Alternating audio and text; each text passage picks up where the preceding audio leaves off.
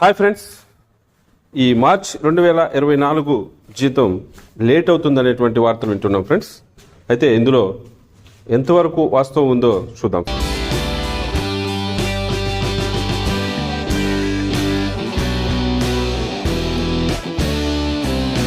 సాధారణంగా మన పోస్టల్ డిపార్ట్మెంట్లో పనిచేసేటువంటి డిపార్ట్మెంటల్ ఎంప్లాయీస్కి, గ్రామీణ డాక్ సేవకులకి, అలాగే పెన్షనర్స్కి ప్రతి నెల కూడా ఆ నెల ఆఖరున జీతం అనేటువంటిది క్రెడిట్ చేసుకుంటాం friends. So last working day ఏదైతే ఉంటుందో ఆ రోజున వారికి శాలరీ పేమెంట్ ఇవ్వడం జరుగుతుంది ఫ్రెండ్స్. అయితే మార్చి నెల జీతం మాత్రం మార్చ్ ఎండింగ్లో కాకుండా ఏప్రిల్ 1వ తారీఖున పేమెంట్ జరుగుతూ ఉంటాయి ఫ్రెండ్స్. సో ఇది ప్రతి నెల ప్రతి సంవత్సరం జరిగేటువంటి ప్రొసీజర్ ఫ్రెండ్స్. అయితే ఇప్పుడు లేటెస్ట్గా మనకి డిఏ ఆర్డర్స్ కూడా రావడం జరిగింది ఫ్రెండ్స్. సో ఈ డిఏ ఆర్డర్స్ అనేటువంటివి డిపార్ట్మెంట్ ఎంప్లాయీస్కి వచ్చింది, పెన్షనర్స్కి వచ్చింది, అలాగే గ్రామీణ డాక్ సేవకులకు కూడా వచ్చింది ఫ్రెండ్స్. అయితే అందులో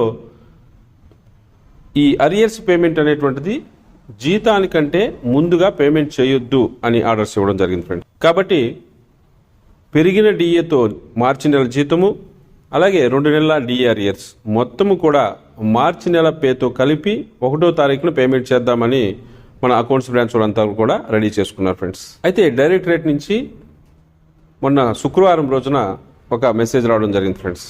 సో అందులో సారాంశం ఏమిటి అంటే ఏప్రిల్ 1, 2వ తారీఖుల్లో నో ట్రాన్సాక్షన్స్ డేగా నిర్ణయించడం జరిగింది ఫ్రెండ్స్.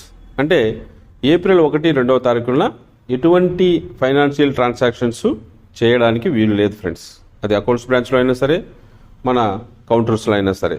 సో అందువలన ఆ రోజు ఈ శాలరీస్కి సంబంధించినటువంటి ప్రాసెస్ అంతా కూడా కంప్లీట్ చేయరు ఫ్రెండ్స్. అయితే 2వ తారీఖున సాయంత్రం ఈ శాలరీస్కి సంబంధించి ప్రాసెస్ చేసేటువంటి అవకాశం ఉంది ఫ్రెండ్స్.